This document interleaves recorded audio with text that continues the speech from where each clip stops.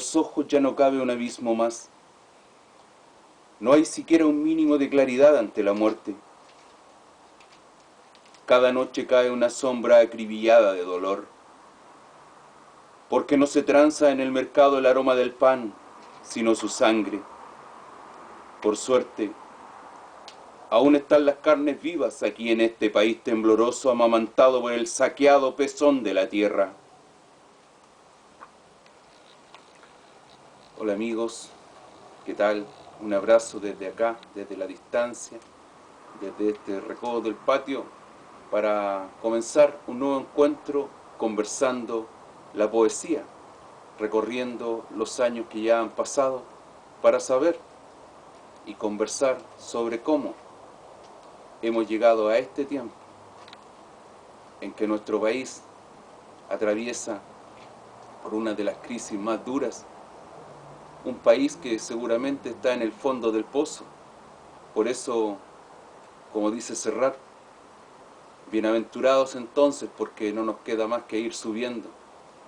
Es de esperar que eso ocurra, pero es importante siempre ir en la reflexión, en la conversación, en el análisis de las cosas, con la sabia esperanza de que no vuelvan a suceder, aunque tenemos los seres humanos como ese talón de Aquiles de que siempre volvemos a repetir las cosas en este misterioso ciclo de la vida. Estamos en los años 80, ¿cierto? Cuando instalándose plenamente el sistema neoliberal en nuestro país, en este laboratorio que se convirtió en nuestro país, ¿cierto? Para ver qué pasaba. Y así fue como no solo la empresa, las empresas de producción, de servicios, comenzaron a estar en manos privadas, sino también esta gente entró a manejar la educación, la salud. La educación se entregó a las municipalidades. El Estado indirectamente podríamos decir que se sacó esa carga, ¿cierto? Porque había que privatizarlo todo. Entonces, que la educación transitara hacia lo privado, que la salud transitara hacia lo privado, ¿cierto? Donde el dinero debería ser el Padre y Señor nuestro, dejando a millones y millones de chilenos en el total desamparo, en las tremendas filas interminables en los consultorios a las 5 de la mañana, para tomar un número que pudiera acercarnos al doctor, para conversar con él 5 o 10 minutos y tratar de enterarnos de lo que pasaba con nosotros. Y así, todo nuestro país lleno de luces y parafernalia. Eran los años 80, ya con las AFP bullando en la televisión. Había un país que no podía salir del aturdimiento, del miedo, del espanto, reclamando siempre por los detenidos desaparecidos, por los torturados, miles y miles de hombres y mujeres, jóvenes, viejos, víctimas del crimen, y otros víctimas de la miseria, y otros víctimas del hambre. Alguien me podría decir, pero si no era así. Bueno, yo solo digo lo que he ido observando y que he ido plasmando en estos textos. Y si no, díganme entonces por qué estamos como estamos. Acabamos de tener unas elecciones que rompieron todo el esquema transado estos últimos 30 años. Absolutamente. ¿Por qué? La respuesta es bien clara. En esos años de incertidumbre, transitábamos los días tratando de entender las cosas, sintiéndonos apartados de todo lo que sucedía, porque el país cayó en manos de eruditos, de aquellos que sí sabían hacer las cosas. Nos enteramos, por supuesto, cómo sabían hacer las cosas. Milagros de ese tiempo. Yo veo milagros, yo veo años de luz en mis sueños. ¿A quién volver la mirada cuando vives bajo las fauces del lobo? ¿A quién? Tal vez pierdo el tiempo escribiendo poesía, buscando esa mirada esquiva que al final siempre me descubre insistente, en esta tierra donde el milagro de vivir ocurre a cada instante. ¿Qué hacer si ya todo está escrito? Es cierto que el pan está lleno de palabras, sin embargo, a pesar de ello, la lluvia jamás ha detenido el paso de la noche. Pero si un pájaro amanece en tu oído para hacerse aureola, serán tus ojos el vacío, como una vez lo fue el vuelo. Yo veo años de luz en mis sueños. ¿A quién volver la mirada cuando vives bajo las fauces del lobo? ¿A quién? En ese tiempo, con los amigos jóvenes, queriendo cambiar, nos fuimos conociendo, nos fuimos acercando. Y recuerdo que a través de la cultura comenzamos a reunirnos, a través de los concursos literarios nos fuimos conociendo. Y en ese tiempo, a mediados de los 80, si mal no recuerdo, fundamos acá la Sociedad de Escritores Jóvenes. Era todo un orgullo esa agrupación casi clandestina, leyendo poesía en los actos de protesta, por supuesto. Una poesía casi panfletaria, porque eran poemas urgentes, decíamos nosotros, que había que hablar en forma directa de lo que pasaba y quizás con miedo, no sé, no lo recuerdo bien, pero lo hacíamos con mucho amor, con mucha alegría, porque si no le poníamos amor, esto no tenía sentido. Y con los escritores jóvenes de Linares construimos todo un mundo acá que nos cobijó a nosotros para poder entregar nuestro trabajo, lo que sentíamos.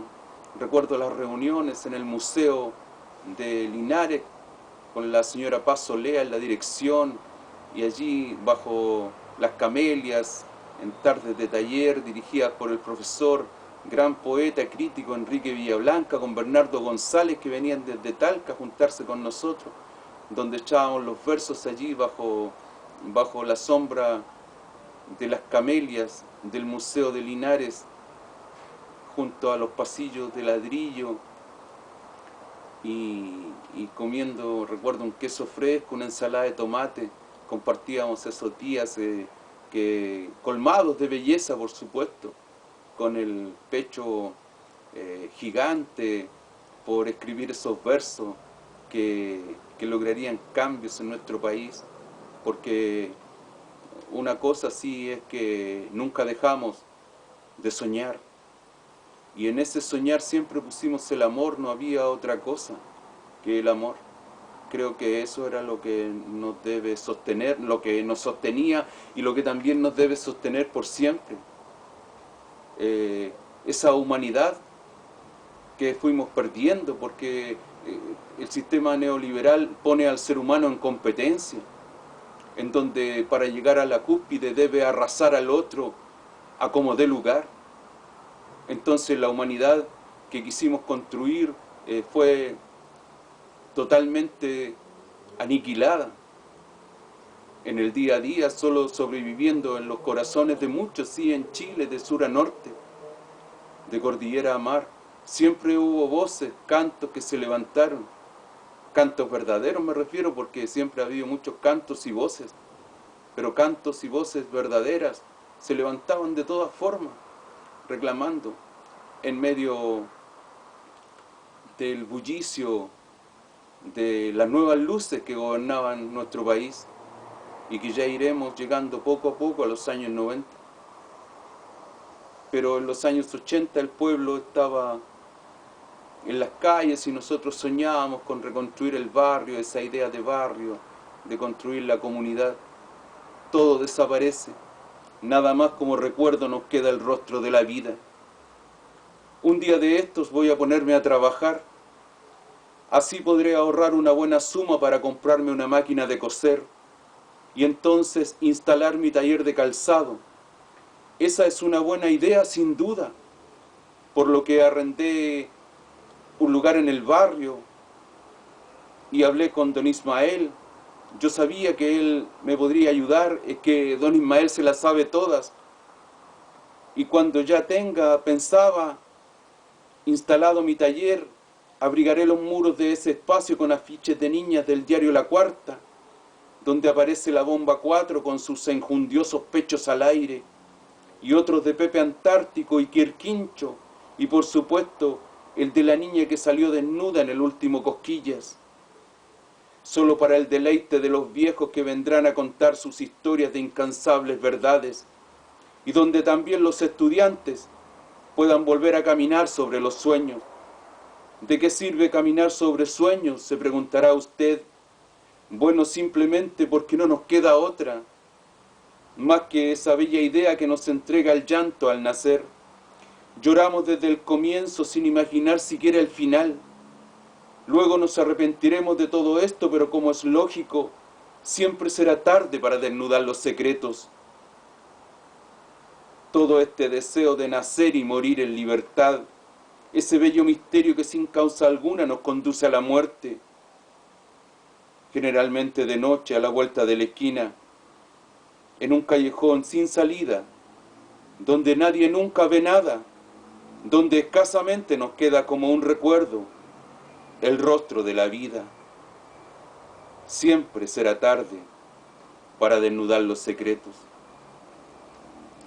Transitábamos las esquinas, leíamos poesía en la plaza. Esa belleza que cobijábamos, que llevábamos en brazos, era como un poco, nos sentíamos como si llevábamos la patria, como si lleváramos a Chile en brazos. Yo creo que estábamos llenos de esperanza, mirando a la gran mayoría de Chile en las calles, reclamando, protestando por tanta injusticia. Nosotros ya mayores de edad y no teníamos idea de lo que era participar de una elección, de elegir autoridades. Muy tarde ya en nuestra edad vinimos a elegir autoridades, a votar. Por eso era un mundo extraño para nosotros y concebíamos la democracia, luchando por los derechos humanos, por el respeto a los derechos humanos, desesperados. Tantos que salieron a la calle y nosotros que veníamos de la niñez, del golpe de Estado, sin saber, sin tener idea de cómo se vive en democracia, soñábamos y pedíamos democracia ahora. Pensábamos que era el camino correcto y queríamos, soñábamos con esa democracia que pensábamos, ¿cómo será ese día? Tan llenos de esperanza como tantos. Imagen calcada. Salgo de la casa sin aviso como siempre. La calle se alarga como un brazo de la limosna. Saludo a don Estanislao Candia que enciende su cigarrillo sin apuro. Luego comparto el diario en la peluquería con personas que no conozco. Las noticias siempre son lo mismo, que la Boyagol y que Carlos Caselli cuando le negó el saludo a Pinochet. Está que arde el clásico entre la U y el Colo. Una joven de 11 años espera un hijo de su padrastro. La economía igual que siempre, de viento en popa, compañero. Bueno, ¿qué le vamos a hacer con esto del neoliberalismo? ¿Qué habría pensado en realidad Carlos Marx? Me pregunto, ¿o todo le habría dado lo mismo? Al margen de eso no hay mayores problemas. Después de todo siempre habrá un vino de segunda que compartir un domingo por la tarde, escuchando bajo el parrón un disco de los rancheros del norte.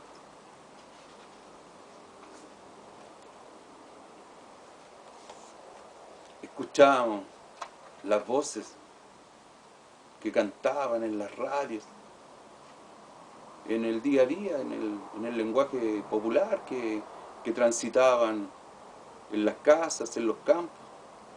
Y nosotros escuchábamos a Chuenquinilo, a Escondidas, a Aquila Bayún, siempre a Silvio Rodríguez llevando un long play de Quelentaro bajo el brazo.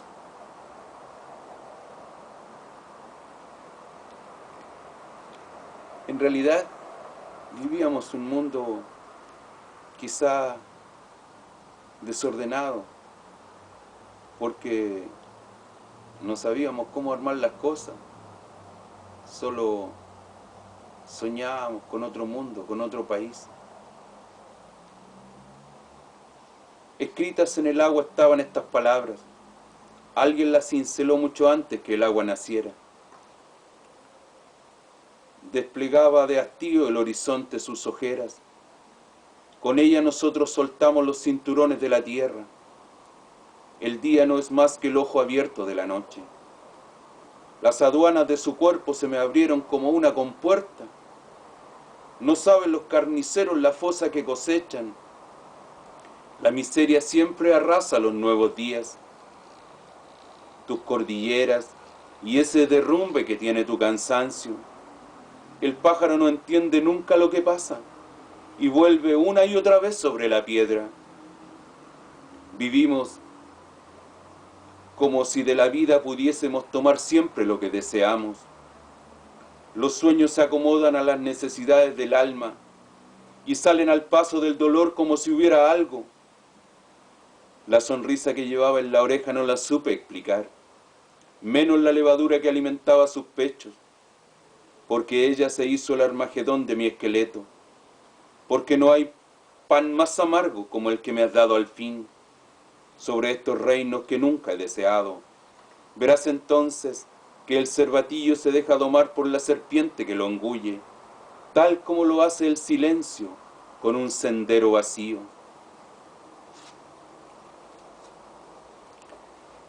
Y como dicen, las dudas son maravillosas. Las dudas son lo que nos hacen crecer. Por eso es importante dudar, que no tiene que ver con la desconfianza que se ha instalado en nuestro país por causa de tanto abuso, de tanta injusticia. No dan ganas de confiar en nadie que te dirija una palabra. Pero las dudas, ese preguntarse cosas, ese analizar, ese desprenderse de lo que sentimos, de lo que pensamos, ese debatir, es maravilloso. Dudas de todo. Sucede que de pronto me dio por desconfiar de todo. ¿Les ha pasado?